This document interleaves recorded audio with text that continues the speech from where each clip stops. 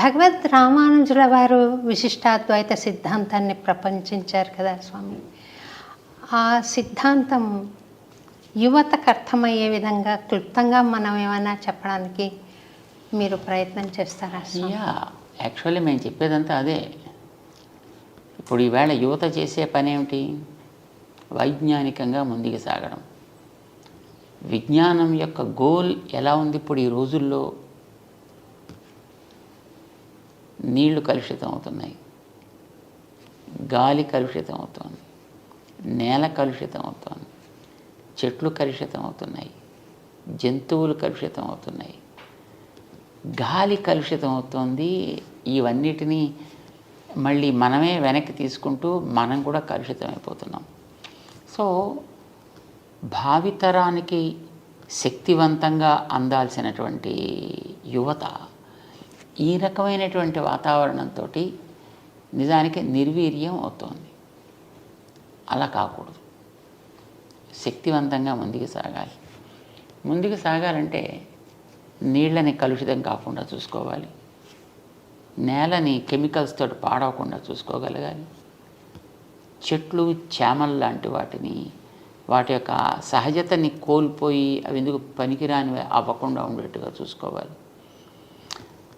ప్రతి ప్రాణిని ఇప్పుడు ఈవేళ మనం ఏదైతే ఈకో ఫ్రెండ్లీ అని అంటున్నాం మనం, లేదా న్యాచురల్ వే అని అంటున్నాం. ప్రకృతి ఏదో సహజమైనటువంటి వ్యవసాయాలు అని అంటున్నారు.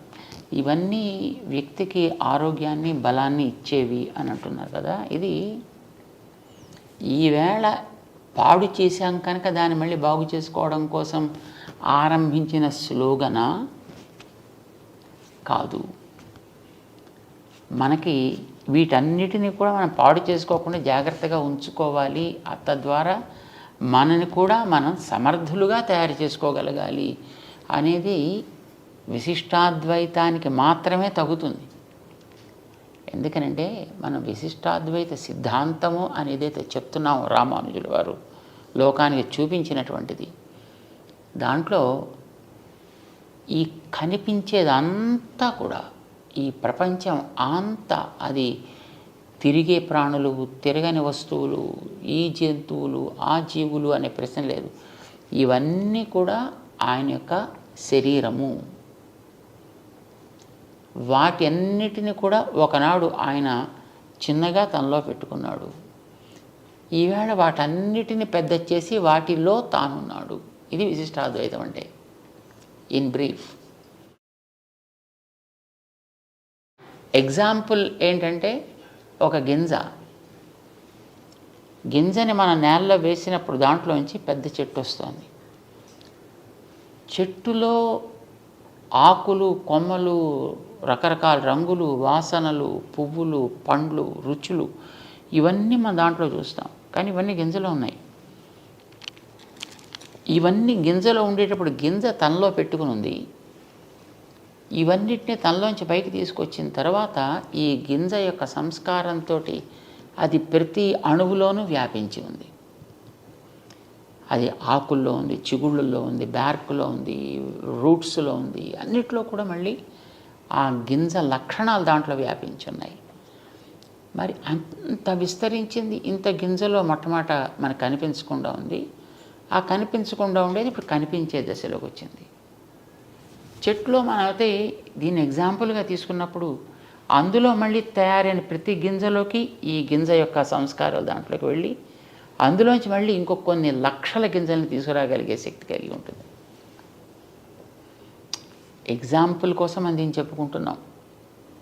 But not 100% this becomes reality for the analogy. ఎందుకనంటే మనకి గింజ మొక్కను తీసుకొచ్చాక అది వెళ్ళిపోతుంది. కానీ ఈ ప్రపంచానికి అంతటికీ గింజ దైవం, భగవంతుడు. తనలోంచి ఇవి పైకి తెస్తాడు.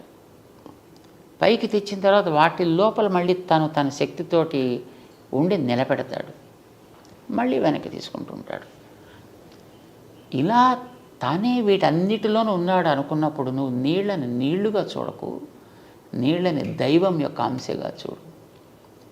నేలని నేలగా చూడకు, దైవపు అంశగా చూడు. జంతువుని జంతువుగా చూడకు, దైవపు అంశగా చూడు. నిన్ను కూడా నువ్వేదో మనిషివి అని అనుకోకయా, దైవం యొక్క అంశగా నిన్ను భావన చేసుకో. సో ఈ భావన నీలో కలిగితే మన చుట్టూ ఉండే దేన్ని మనం నాశనం చెయ్యం. అన్నిటిని జాగ్రత్తగా చూసుకోవాలని అనిపిస్తుంది, అన్నిటినీ ప్రేమించాలని అనిపిస్తుంది, దేన్ని ద్వేషించాలనిపించదు. ఎక్కడ లోపం ఉన్నా సరి చెయ్యాలనిపిస్తుంది. మంచిగా ఉండేదాన్ని చూస్తే ఈర్ష్య కలగదు, ఆనందం కలుగుతుంది. ఇప్పుడు యువతకు కావాల్సింది అది కదా. యువత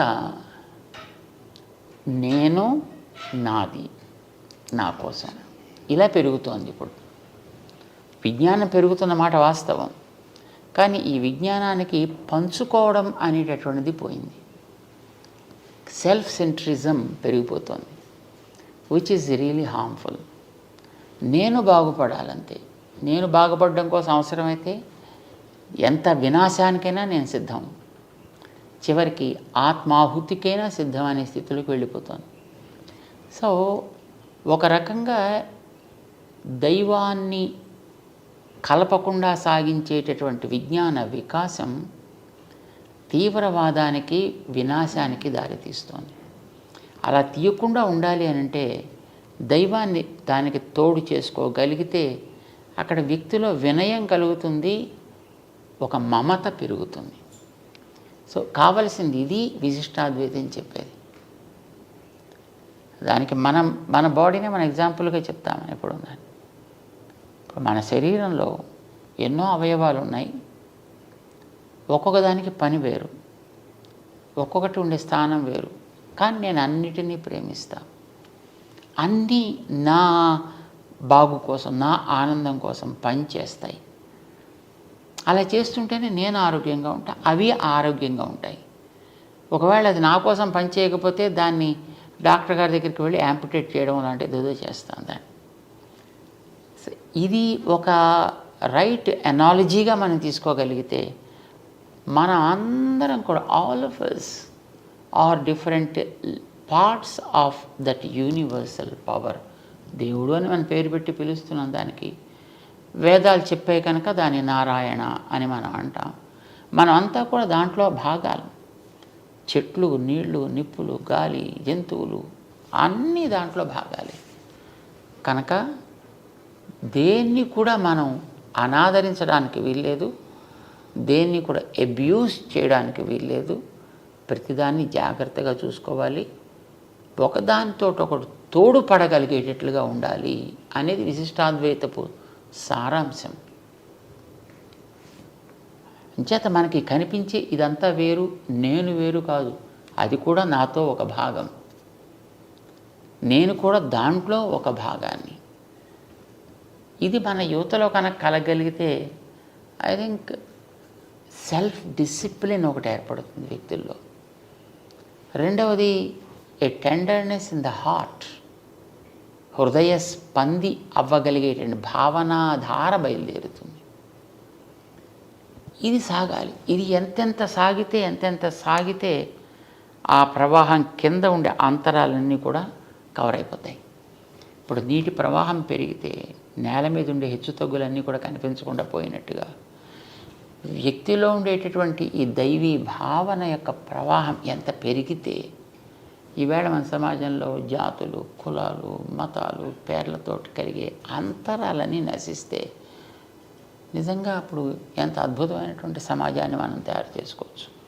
ఇలా తయారు కావడానికి విశిష్టాద్వైతం ఒకటే మనకి దారి చూపించగలిగేది. దీన్నే మనం అర్థం చేసుకోవడమే ప్రయత్నం చేయాలి. యువతకి దీన్ని అందుకోగలిగేటువంటి రుచి కలిగించాలి. ఈ రుచి, దీనికి సైంటిఫిక్ ప్రాసెస్ ఉందా లేదా అనేటటువంటిది ఒక జనరల్ ఆలోచన. సో మేమంటాం, ఇప్పుడు టెంకలోంచి చెట్టు వస్తుంది, నీకు సైన్స్ ఎందుకు, దానికి ఎవరికి కావాలి, దానికి ఫిలాసఫీ ఎందుకు, దానికి తీసుకెళ్ళి టెంక నేల బారిస్తే కొన్ని రోజుల తర్వాత ఆటోమేటిక్గా దాంట్లోంచే మొలక వస్తుంది. సో ఈ సిద్ధాంతాలని మనం ఏదో ఒక రకంగా చదువు ద్వారా కావచ్చు, లేదు వాడికి వినగలిగేటటువంటి ఏదో ఒక మార్గం ద్వారా వాళ్ళ చెవుల్లో కనుక మనం దీన్ని వేయగలిగితే ఇది క్రమంగా ఒకనాటికి అది మొలకెత్తి మహామానై పెరగచ్చు. చాలా బాగుంది స్వామి. ఆ మంచి రోజు వస్తుందని ఎదురు చూద్దాం స్వామి. తప్పకుండా రావాలి కదా, అది రావాలి. నేను ఒకసారి నాకు రాఖీ తమ్ముడు అక్కడ ఉన్నాడు స్వామి. వాడి పెళ్లి చూపులకు వెళ్ళాను. ఆ అమ్మాయిని తీసుకొచ్చారు. వాళ్ళ ఇంట్లో ఒక అరలో ఎర్ర మూట, ఒక పెద్ద మూట ఉందన్నమాట. నాకు దాని మీద ఆశ్చర్యం కలిగింది. ఏమిటి పూజా మందిరంలో ఆ మూట అని అడిగాను. అది భగవద్గీత అండి అన్నది. చదువుతావా నువ్వు అని అడిగితే లేదు పూజ చేస్తాము అన్నది. అలాంటి యువత మనకున్నారు స్వామి. అది పూజకు యోగ్యమే అనుకుంటారు, కానీ అది అర్థం చేసుకుని ఏంటి అందులో ఉంది అని ఆలోచన చేసే యువత లేదు కదా. మరి ఇటువంటి తత్వాన్ని మనం వాళ్ళకి చెప్పాలి అని అంటే మీరు స్టెప్ 1, స్టెప్ 2, స్టెప్ 3, స్టెప్ 4 అలా ఏదైనా ఒక చిన్న సాధన యువతకి ఈ సందర్భంగా మీరు ఒకసారి దయచేయగలుగుతారా? దయచేసి మీరు ఇచ్చిన ఆ దృష్టాంతంలో పూజా మందిరంలో ఎర్రటి మూట ఒకటి, ఇంకా అది మనకి తెలిసినా అదేమిటో తెలియకపోయినా దాన్ని బయట పారేయకుండా అట్టే పెట్టని సంతోషించాలి మనం. వస్తువు అంటూ అక్కడ ఉంటే ఇవాళ కాకపోతే రేపటికైనా దాన్ని వాడుకోగలిగేటువంటి అవసరం తప్పకుండా వస్తుంది. సాధారణంగా అనుకున్న పనులు అనుకున్నట్టుగా సాగుతూ ఉన్నంత వరకు ఎవ్వడికీ కూడా దైవాన్ని గురించి ఆలోచించాల్సినటువంటి సన్నివేశం ఎదురవ్వదు. ఎప్పుడైనా జీవితంలో ఎదురు దెబ్బ తగిలినప్పుడే ఆలోచన ప్రారంభమవుతుంది. నేను ఏమిటి, ఎందుకు నాకు ఇలా ఎదురు దెబ్బ తగిలింది, నాకు అన్ని సౌకర్యాలు ఉన్నాయి, అన్ని వసతులు ఉన్నాయి, అన్ని వనరులు ఉన్నాయి, అన్నిటిని వాడుకోగలిగే శక్తి నాలో ఉంది, అయినా ఎందుకు ఇది ఫెయిల్ అయింది? ఈ ఆలోచన మనిషిలో వచ్చినప్పుడే జిజ్ఞాస అంటాం కదా, ఇది కలిగినప్పుడే నిజంగా మనిషికి మనం అర్థం కావాల్సింది ఏదో ఇవ్వగలుగుతాం. అది కలగనంత వరకు మనం ఏమి ఇచ్చినా వాడు అంటూ ఇలా ఏదో పక్కన మొహం పెడుతూ చూస్తుంటాడు తప్ప మనకేసి అది అందుకునేటువంటి ప్రయత్నాన్ని అతను కనిపించనివ్వడు. సో వ్యక్తుల్లో కనీసం ఇలాంటి మన ప్రాచీన గ్రంథాలనో మరొకదాన్నో కంటికి కనిపించకుండా చేసేద్దాం అని అనుకోకుండా కనీసం ఇంట్లో అట్టే పెట్టుకుందాం అని అనిపించిన that it self is the first step they have achieved, we can say. వాళ్ళు సగం దాంట్లో వచ్చేసినట్టే. ఇక రెండవది, అందులో ఏముందో కంటెంట్లోకి వెళ్ళాలి అని అంటే it should be given in there language. మీరు సాధారణంగా ఈ రోజుల్లో ఉండే పిల్లలందరినీ చూస్తే అంతా ఇంగ్లీష్ మీడియం స్వామి, అంత ఇంగ్లీష్ మీడియం. తెలుగులో అసలు మనకు గవర్నమెంట్లే అంగీకరించట్లేదు చదువుని. ఇంగ్లీష్ భాష వాడికి రావాలని తల్లిదండ్రులకు ఉంటుంది, నేను ఇంగ్లీష్లో మాట్లాడాలని వాడికి అనిపిస్తుంది. నోరు విప్పితే అన్ని అబద్ధాలే కావచ్చు, కానీ వాడు ఆ అబద్ధాలని ఇంగ్లీష్లో చెబుతుంటే అబ్బా అబ్బా అబ్బా అబ్బా అని చాలా వినబలుగా ఉంటాయన్నమాట. సో ఇంగ్లీష్లో అందుకుంటే వాడికి అదేదో నేను గొప్ప పని చేస్తున్నాను అని అనిపిస్తుంది. ట్రెండ్ అదే క్రమంలో ఉండేటప్పుడు మనం అందించదలుచుకున్నటువంటి అంశాలను కూడా మనం ఆ భాషలో కొంతవరకు అందించే ప్రయత్నం చేస్తే పర్లేదు మన భాషే కదా, అచ్చేత బహుశా ఇందులో మనకు ఉపయోగించేది కూడా ఏదైనా ఉందేమో అనే ఆలోచన వాళ్ళలో రావడానికి మనం అవకాశం కల్పించిన వాడు అవుతాం.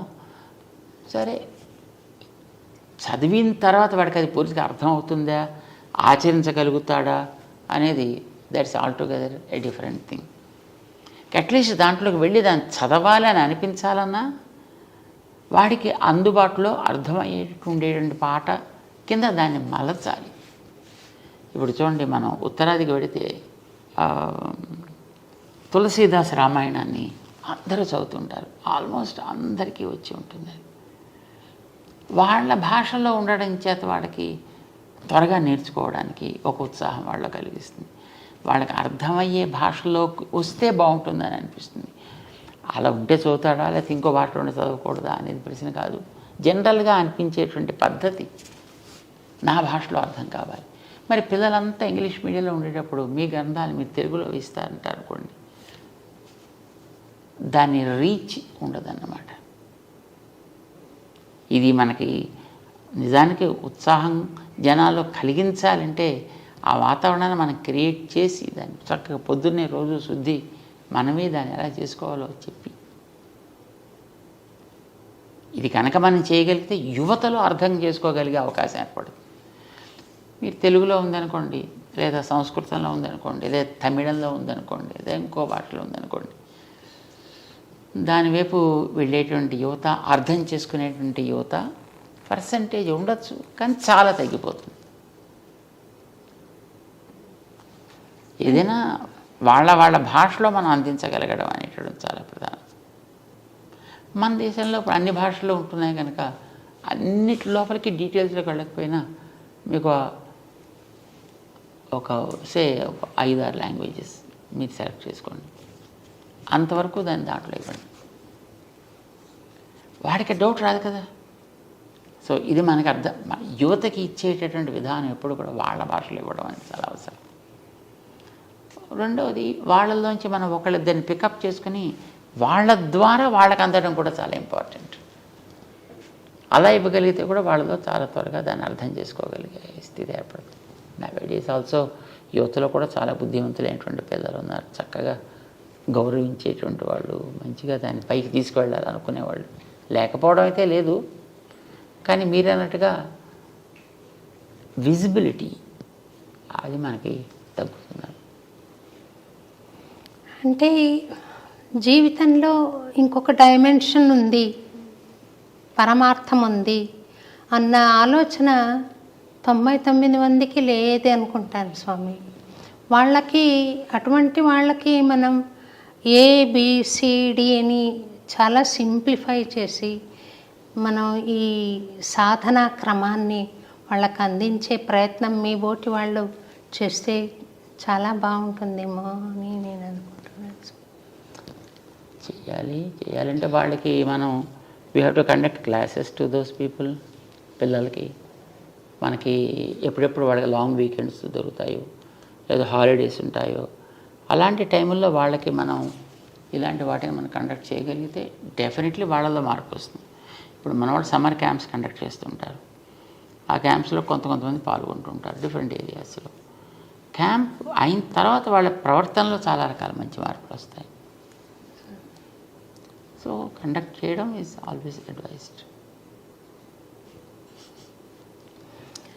మీరు ఒకసారి దసరా నవరాత్రుల్లో దుర్గాష్టమి రోజు అన్నమయపురం దయచేశారు స్వామి మా ఆహ్వానం మీద.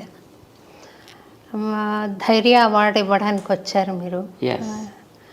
అప్పుడు దుర్గామాతని మీరు మా మేనత్త గారు ఆవిడ అని అన్నారు. చాలా సంతోషంగా, ఒక చమత్కారంగా మాకు బాగా అందరికీ బాగా అనిపించింది స్వామి.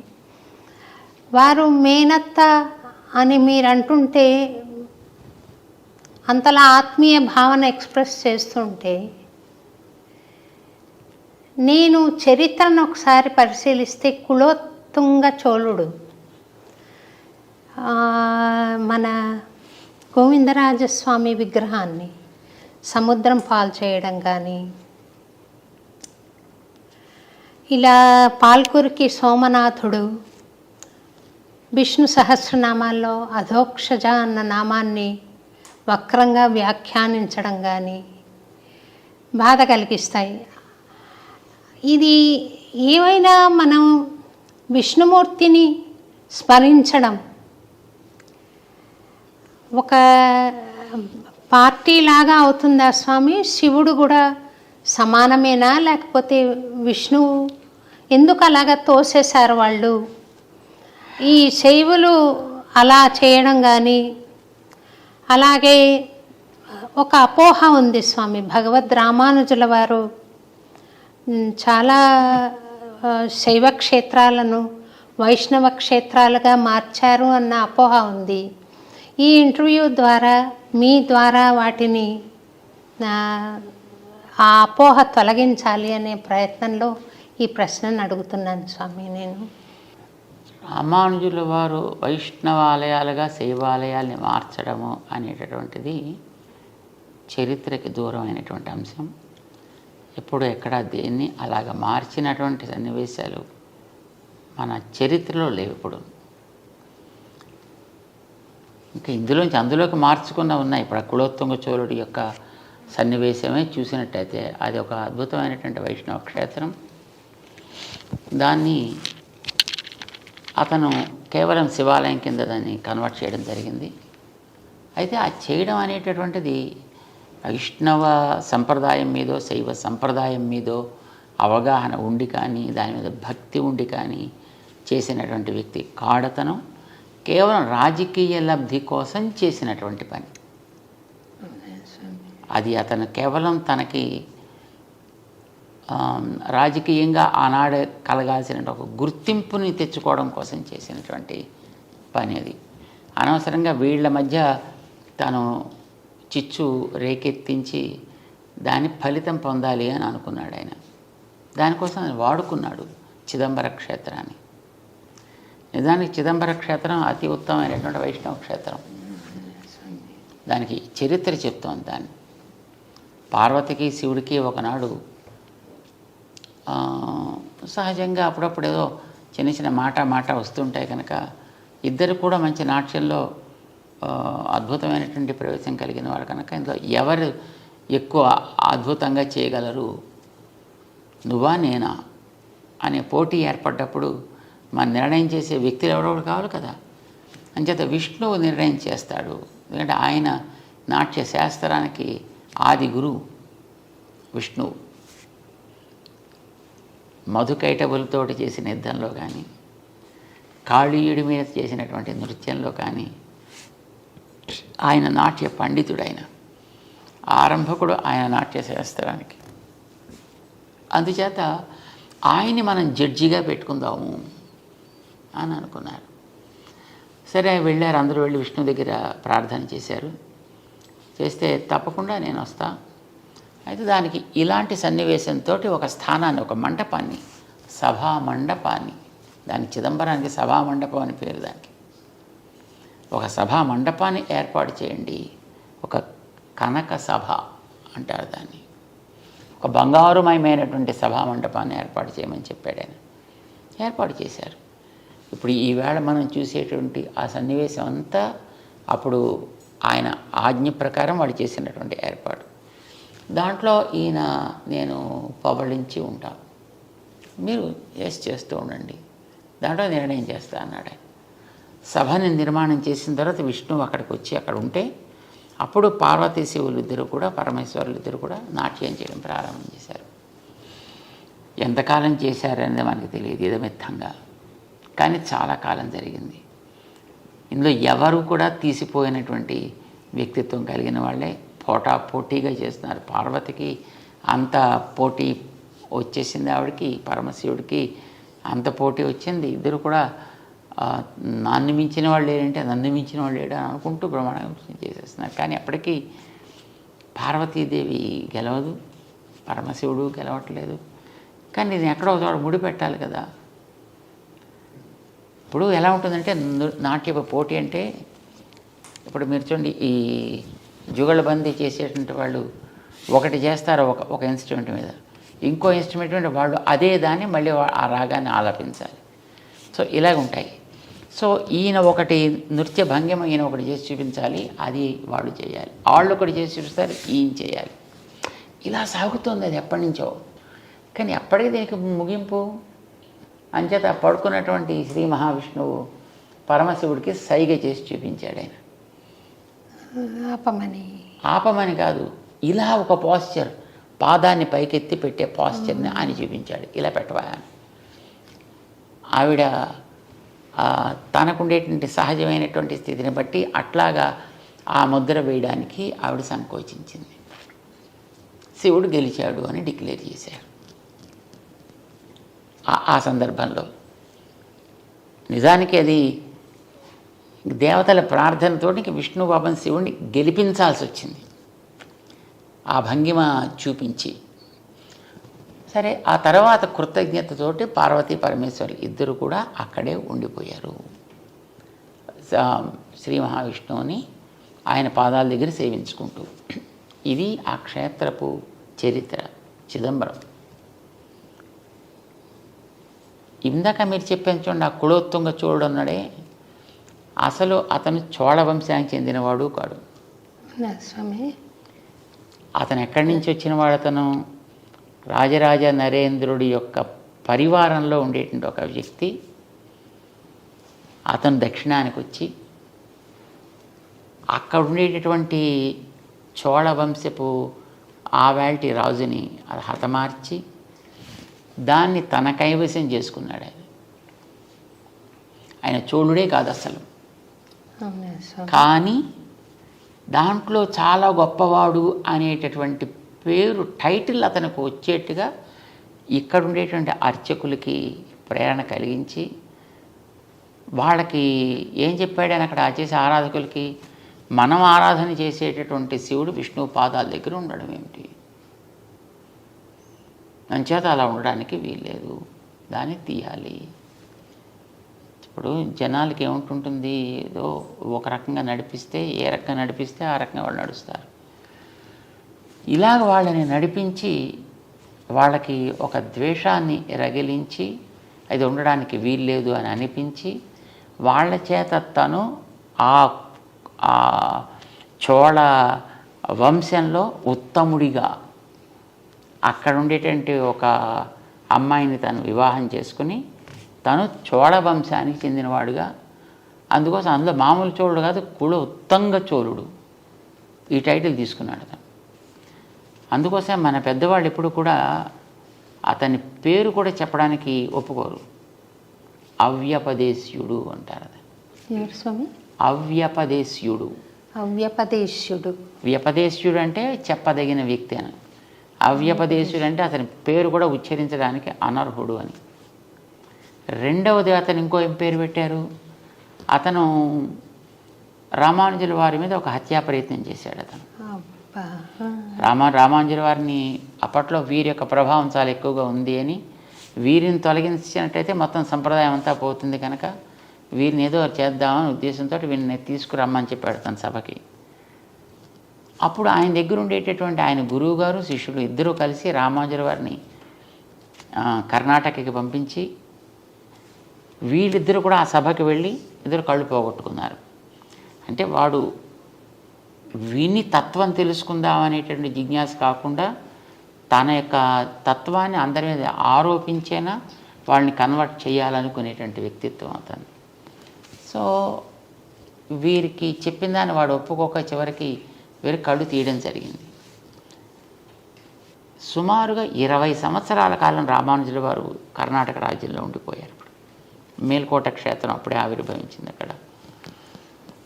సో ఆ సందర్భంగా తర్వాత అతనికి క్యాన్సర్ వచ్చింది.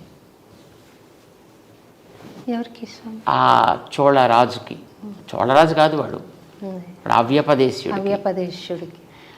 ఆ క్యాన్సర్, థ్రోట్లో క్యాన్సర్ వచ్చే తర్వాత అతను చనిపోయాడు. అతను అంచేత అతనికి క్రిమికంఠుడు అని పేరు పెట్టారు తప్ప వాడి పేరుతో అతను ఎప్పుడు ఉచ్చరించారు. ఎందుకంటే అతను శివుడు అక్కడ విష్ణు భక్తుడిగా ఆయన పాదాల దగ్గర ఉంటే అక్కడి నుంచి ఉండే ఆ విష్ణువుని తీసి సముద్రంలో కలిపి దాన్ని శివాలయం కింద మార్చి ఇలా చాలా రకాలుగా తను శైవ ప్రచారకుడు అని అనుకుంటూనే శివుడికి అన్యాయం చేశాడు ఆయన.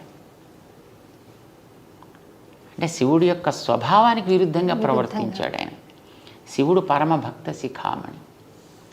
శివుణ్ణి పరమ భాగవతాన్ స్మరామి అంటారు మనకి భాగవతంలో.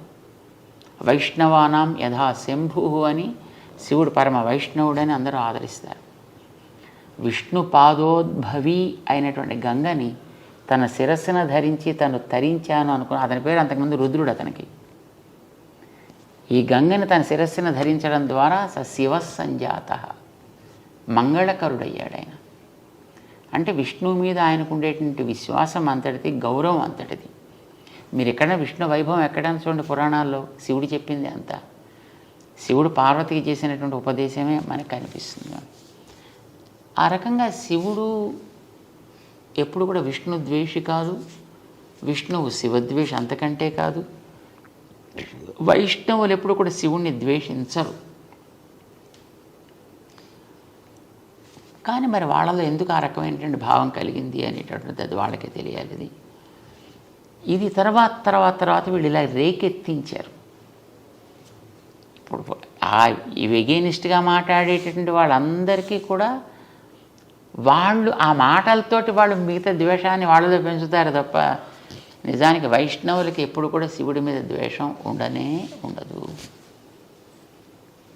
శివుణ్ణి పరం భాగవతుడిగా ఎప్పుడూ ఆదరిస్తారు. మన దక్షిణ దేశానికి వెళ్ళి చూస్తే ఎన్నో ఆలయాల్లో శివుడు క్షేత్రాధిపతిగా ఉంటాడు. అక్కడ మీరు దక్షిణ దేశంలో ఉండే పెద్ద పెద్ద వైష్ణవ క్షేత్రాలకు ఎక్కడికైనా మనం వెళ్ళి చూడవచ్చు. అక్కడ శివుడు క్షేత్రాధిపతి, స్థాన నిర్వాహకుడు అలా ఉంటాడనమాట అక్కడ. అండ్ చాలా చోట్ల ఉండేటటువంటి ఈ అమ్మవారి ఆలయాలు ఉంటాయి. అలాంటి వాటికి రామానుజులు అన్ని చోట్ల ఆరాధనలు ఏర్పాటు చేశారు, మర్యాదలు ఏర్పాటు చేశారు. ఇప్పుడు శ్రీరంగం చాలా పెద్ద క్షేత్రం. శ్రీరంగం పక్కన సమయపురం అని ఉంది అక్కడ అమ్మవారి క్షేత్రం. శ్రీరంగ క్షేత్రంలో బ్రహ్మోత్సవాలు ఆరంభం కావడానికి పూర్వం సమయపురంలో బ్రహ్మోత్సవాలు చేసి ఆ బ్రహ్మోత్సవాల్లో శ్రీరంగ క్షేత్ర పెరుమాళ్ దిగించే మర్యాదలు పంపించి అమ్మవారికి అక్కడ ఉత్సవాలు పూర్తయిన తర్వాత ఇప్పుడు రంగనాథుడు తన బ్రహ్మోత్సవాలు ప్రారంభం చేసుకుంటాడు. ఇది రామానుజులు వారు చేసిన వ్యవస్థ. ఇలా ఒకటి కాదు, మనకి ఎన్నో చోట్ల క్షేత్రాల్లో చూస్తే కాంచీపురం దగ్గర ఉండేటువంటి దివ్యక్షేత్రాల్లో చాలా చోట్ల అవన్నీ కూడా అక్కడ సుమారుగా 17 దివ్యదేశాలు ఉన్నాయి కాంచీపురం చుట్టూ. ఆ దివ్యదేశాల్లో అన్నిట్లో కూడా పరమశివుడికి జరపవలసినటువంటి ఉత్సవాలని జరిపి స్వామి ఆయా క్షేత్రాలను ఏర్పాటు చేశాడు. అక్కడ మీనాక్షి అమ్మవారి యొక్క ఆలయం మధురైలో ఉండేటటువంటి దానికి కూడా మలయధ్వజుడి యొక్క కుమార్తె ఆవిడ. సో అక్కడ కూడా జరిగే ఉత్సవాలు పక్కన ఉండి తిరుమాలింజోలయ్య అని అక్కడ ఒక క్షేత్రం ఉంది. అక్కడ ఉండేటువంటి పెరుమాళ్ళు విష్ణుమూర్తి ఆయన తనకి చెల్లెలిగా ఆవిడని భావించి ఆవిడికి ముందర ఉత్సవాలు జరిపించి ఆ తర్వాత తన ఉత్సవాలు చేసుకుంటాడు. అంచేత ఎక్కడైనా సరే అమ్మవారిని, పార్వతిని లేదా పార్వతి అంశగా ఉండేటటువంటి ఇప్పుడు చండి, దుర్గా ఇలాంటి వాటన్నిటిని కూడా తన సోదరిగానే భగవంతుడు ఎప్పుడు భావిస్తాడు. రామానుజుల వారు కూడా ఆ మర్యాదను నిలబెడుతూ ఆయా క్షేత్రాలకి ముందర మర్యాద జరిపి అవి అయిన తర్వాత తమ పెరుమాళ్ ఉత్సవాలు జరిపిస్తుంటారు అన్ని చోట్ల. ఎందుకనంటే శ్రీమద్ భాగవతంలో 10వ స్కంధంలో శ్రీకృష్ణుడు జైల్లో పుట్టాడు మధురైలో. తను తల్లిదండ్రులకి ఇద్దరికి కనిపించి నేను మీకు పిల్లవాడుగా పుట్టాను, ఎందుకంటే వాళ్ళు పిల్లవాడుగా నువ్వు మాకు పుట్టాలని తపస్సు చేసుకున్నటువంటి వాళ్ళు గతంలో. సో నేను మీకు పుట్టాను కదా ఆయన 4 చేతులతోటి కనిపించాడు ఆయుధాలతోటి. ఓ పుట్టావయ్యా జాతోసి దేవదేవేశ శంఖ చక్ర గదాధర.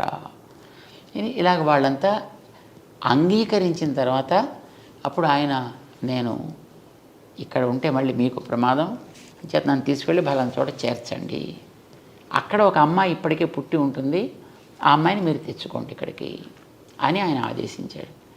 ఆదేశించినప్పుడు వసుదేవుడు పిల్లవాడిని తీసుకుంటాడు.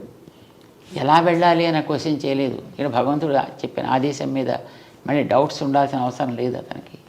చేత వెళ్ళేటప్పటికి తలుపులు తెరుచుకున్నాయి. అక్కడ ఉండేవాళ్ళతో మత్తులో పడున్నారు. భోరన వాన పడుతోంది కానీ చుక్క మీద పట్టలేదు. వెనకాతల ఆదిశేషుడు పణాలతో ఉన్నాడు. యమునా నది దాటాలి, మోకాటి లోటులోకి నేల వచ్చేసింది. ఈయన హాయిగా నడుచుకుంటూ వెళ్ళిపోయాడు. దాని మించి ఆ పిల్లవాడిని నందగోపుడికి హ్యాండ్ ఓవర్ చేశాడు. నందగోపుడి దగ్గర ఉండే ఆ అమ్మాయిని తను చేతిలో తీసుకున్నాడు. అప్పటికే ఆవిడ అక్కడ పుట్టి ఉంది.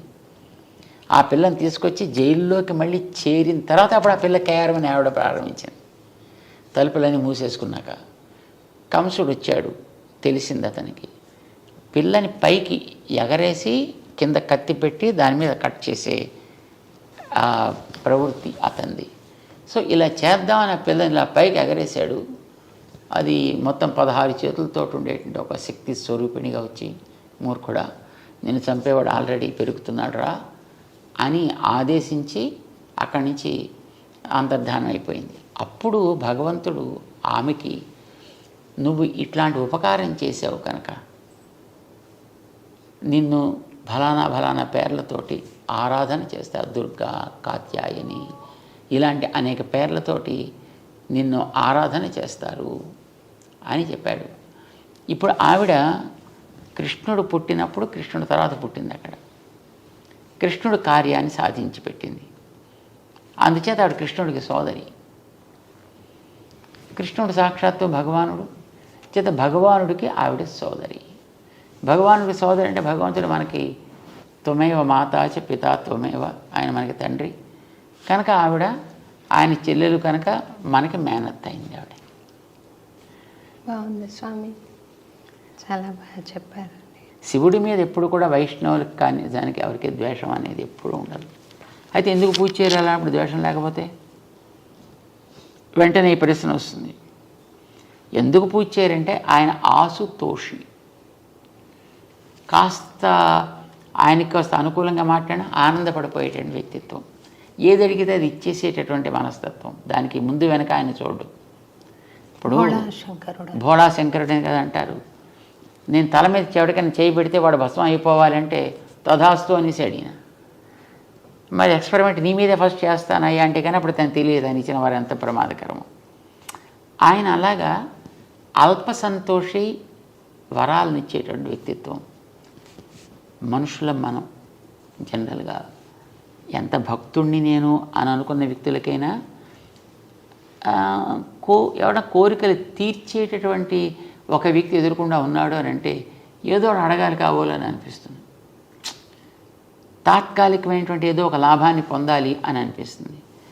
ఇలాగా మనలో ఏదైనా ఒక తాత్కాలికమైనటువంటి ఒక ఆవేశం కలిగి ఏవో కోరితే ఆయన టక్కుమని ఇచ్చేసాడు అనుకోండి, అది మనకి హితకరం కాకపోవచ్చు, ప్రియం కానీ హితకరం కాకపోవచ్చు. సో అలాంటిది ఆయన ఇచ్చినప్పుడు మళ్ళీ మనం ఇంత బతికిన తర్వాత మళ్ళీ ఎక్కడికో మళ్ళీ కిందకి పోవలసి వస్తుంది అనే భయం చేత వైష్ణవులు ఆయన్ని అడగడానికి ప్రయత్నం చేయరు. అంతే తప్ప ఆయన మీద ద్వేషం చేత కాదు. ఇప్పుడు కూడా గౌరవం అనేది అందరి మీద ఉంటుంది. ఆరాధన అందరి ఎందుకు ఉండక్కర్లేదు కదా. ఇప్పుడు ఒక స్త్రీ తన భర్తని ఆరాధిస్తుంది. భర్త గారు అన్నగారు ఉంటారు, భర్త గారి తమ్ముడు ఉంటాడు, భర్త గారి మిత్రులు ఉంటారు. వాళ్ళు ఎవరైనా ద్వేషించదే ఆవిడ ఆదరిస్తుంది. ఆదరణ వేరు, ఆరాధన వేరు. చేత వైష్ణవుడు సాక్షాత్తు శ్రీ మహావిష్ణువు ఆయన అవతారాలు ఏముంటాయో వాటిని ఆరాధిస్తాడు. మిగిలినటువంటి వాళ్ళంతా దేవతలు. ఆ దేవతలందరినీ కూడా చిన్న అతి అల్పమైనటువంటి గ్రామ దేవత దగ్గర నుంచి ఈ దేవతలందరిలోకి అతి పెద్దవాడని చతుర్ముఖ బ్రహ్మ దాకా అందరినీ ఆదరిస్తాడు, అందరినీ గౌరవిస్తాడు. వీళ్ళంతా నా దేహంలో భాగాలే అని భగవంతుడు అంటే మనం భగవంతుడే ప్రేమ ఉంటుంది అనుకున్నప్పుడు ఆయన దేహం మీద ద్వేషం ఎందుకు ఉండాలి? నేను నిన్ను చాలా ప్రేమిస్తానయ్యా, నీ ప్రాణం అంటేనే నాకు ఇష్టం లేదు, అది మాత్రం తీసేస్తానంటే వాడిని ఏమంటాం మనం?